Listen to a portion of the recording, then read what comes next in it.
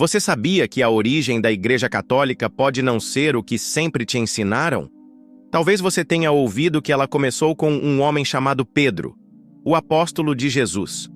Mas e se eu te disser que a história real é muito mais complicada e, em alguns pontos, até contraditória? O que você vai descobrir pode mudar não só sua visão da religião, mas da própria história. Quem decidiu que Pedro seria o líder da igreja? Foi Jesus diretamente ou foi um acordo entre seus seguidores? Imagine isso, um grupo de homens, espalhados e perseguidos, se reunindo em segredo e criando as bases do que viria a ser uma das instituições mais poderosas do mundo. Será que tudo isso veio de um único momento ou de uma única pessoa? A resposta pode te surpreender.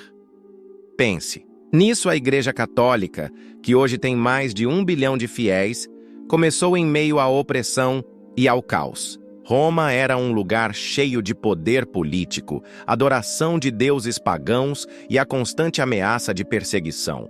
Os seguidores de Jesus não só lutavam por sua fé, mas também para sobreviver em um mundo hostil. Como eles passaram de um grupo marginalizado para se tornar a religião oficial do Império Romano? Isso não foi sorte, muito menos um milagre. Foi uma estratégia bem planejada. Deixe-me te contar algo que você provavelmente nunca ouviu. A Igreja Católica não surgiu do nada, nem foi resultado de uma ordem direta de Deus. Ela foi criada ao longo de décadas, até séculos, por decisões humanas. Desde as primeiras reuniões secretas até os concílios que definiram suas doutrinas, cada passo foi marcado por brigas, discussões e, às vezes, escolhas que iam contra os ensinamentos originais de Jesus. O que motivou esses homens? Fé, poder ou uma mistura dos dois? Vamos explorar isso juntos. O apóstolo Pedro, conhecido como o primeiro Papa, teve um papel importante. Mas ele realmente pensou em criar uma igreja? A Bíblia diz que Jesus falou: "Você é Pedro, e sobre esta pedra vou construir minha igreja." Mas isso é suficiente para dizer que Pedro foi o fundador? O que Jesus quis dizer com igreja? Um prédio, uma instituição ou algo totalmente diferente? As palavras de Jesus foram entendidas de tantas maneiras que causaram divisões ao longo dos séculos. Aqui está algo interessante. A Bíblia nunca fala de uma igreja católica especificamente. Na verdade, a palavra católico, que significa universal, só apareceu anos depois da morte dos apóstolos. Foi Inácio de Antioquia, por volta do ano 107 d.C., quem usou essa palavra pela primeira vez para descrever a comunidade cristã. Então, se os apóstolos originais não usaram esse termo, quem decidiu que a igreja deveria ser chamada assim? E por quê? Para entender isso, precisamos voltar e olhar para os primeiros anos do cristianismo. Imagine um movimento revolucionário, liderado por pescadores, cobradores de impostos e pessoas rejeitadas, tentando espalhar uma mensagem que ia contra as regras culturais e religiosas da época. A perseguição era brutal. Cristãos eram mortos nas arenas romanas, chamados de hereges e inimigos do Estado. Como esse grupo marginalizado passou de ser caçado a ganhar o apoio dos imperadores? É aqui que Constantino, o Grande, entra na história. A conversão de Constantino ao cristianismo no século IV foi um momento importante. Mas não pense que foi só um ato de fé. Constantino era um estrategista, um homem que entendia o poder da religião para unir um império dividido. No ano 313 d.C., ele publicou o Édito de Milão, que legalizou o cristianismo e acabou com as perseguições. No entanto, seu interesse pela religião não era totalmente puro. Será que ele usou o cristianismo como uma ferramenta política para fortalecer seu poder? A fundação da Igreja Católica, como a conhecemos hoje, começou a se formar no Concílio de Nicéia, no ano 325.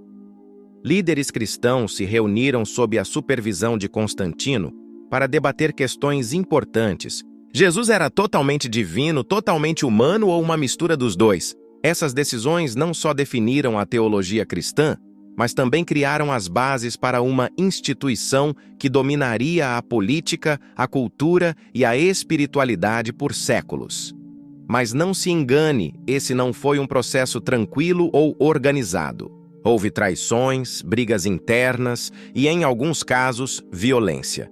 Muitos cristãos que discordavam das decisões tomadas nesses concílios foram perseguidos por seus próprios irmãos. Você acredita que os mesmos seguidores de Jesus, que antes eram perseguidos pelos romanos, começaram a perseguir uns aos outros? Isso mostra que a criação da Igreja Católica não foi só uma questão de fé, mas também de poder e controle.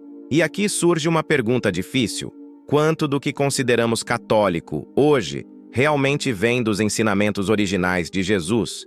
E quanto foi moldado por decisões políticas e humanas ao longo dos séculos? Isso não é uma crítica, mas um convite para pensar.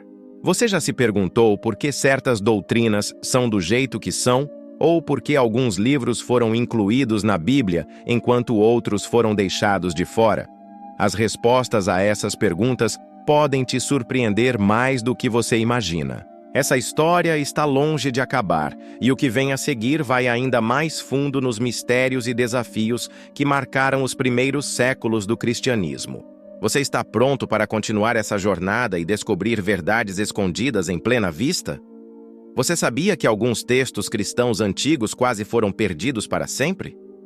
Muitas pessoas não sabem que, antes da Bíblia, como a conhecemos, ser organizada, havia dezenas de evangelhos, cartas e relatos competindo para definir a fé cristã.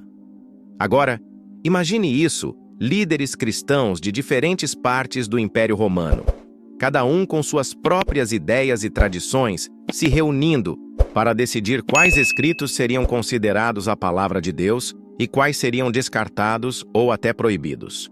Quem eram essas pessoas e que critérios eles usaram para tomar decisões tão importantes? A resposta é parte política, parte teológica e totalmente surpreendente.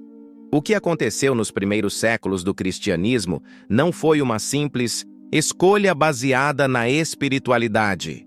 Foi uma batalha de ideias que decidiu qual versão da fé iria prevalecer. E você sabia que havia cristãos que acreditavam em um Deus completamente diferente daquele que conhecemos hoje? Grupos como os gnósticos viam a fé de um jeito totalmente diferente.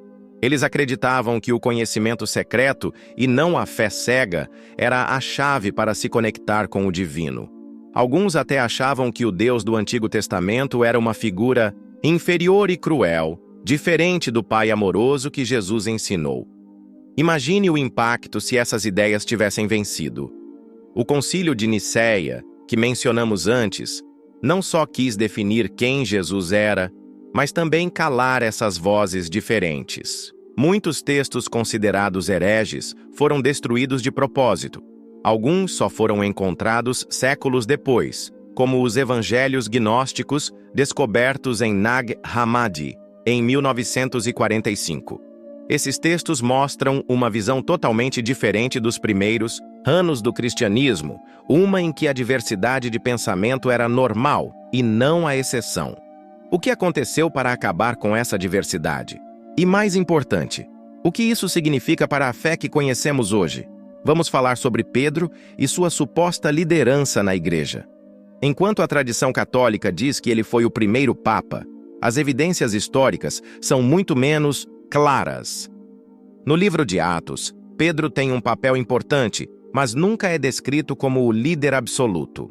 Na verdade, no Concílio de Jerusalém, um evento importante no cristianismo primitivo, parece que Tiago, o irmão de Jesus, tinha uma posição mais destacada. Então, de onde vem a ideia de que Pedro foi a pedra sobre a qual a igreja foi fundada? É aqui que entra uma mistura de interpretação teológica e construção institucional. Você consegue imaginar que um dos pilares da igreja pode ser baseado mais na tradição do que em provas históricas diretas?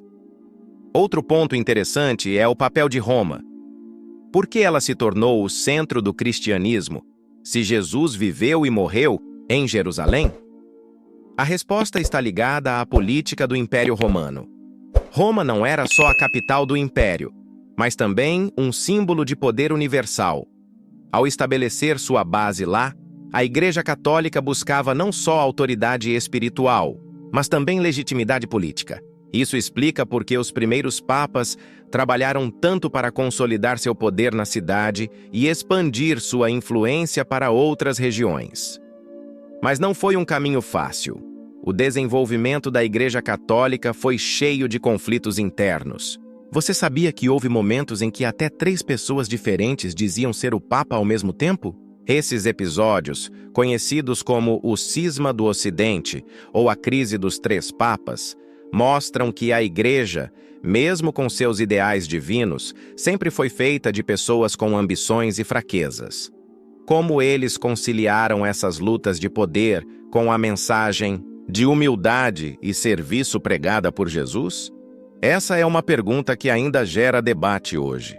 Por fim, pense no impacto da conversão de Constantino ao cristianismo. Apesar de ele ter adotado a fé oficialmente, manteve práticas pagãs até o fim da vida. Ele até foi batizado no seu leito de morte, o que fez muitos questionarem se sua conversão foi sincera ou apenas um ato político. O que você acha? Você acredita que um estrategista como Constantino adotaria o cristianismo só por fé? Ou ele usou isso como uma ferramenta para unir um império dividido? O que é certo é que, graças a ele, o cristianismo passou de uma fé perseguida para uma religião favorecida, algo que mudou para sempre o rumo da história. Agora vamos voltar a uma pergunta importante: quem realmente criou a Igreja Católica? Embora Pedro e os apóstolos tenham lançado as bases, foram os concílios, imperadores e líderes das gerações seguintes que a moldaram.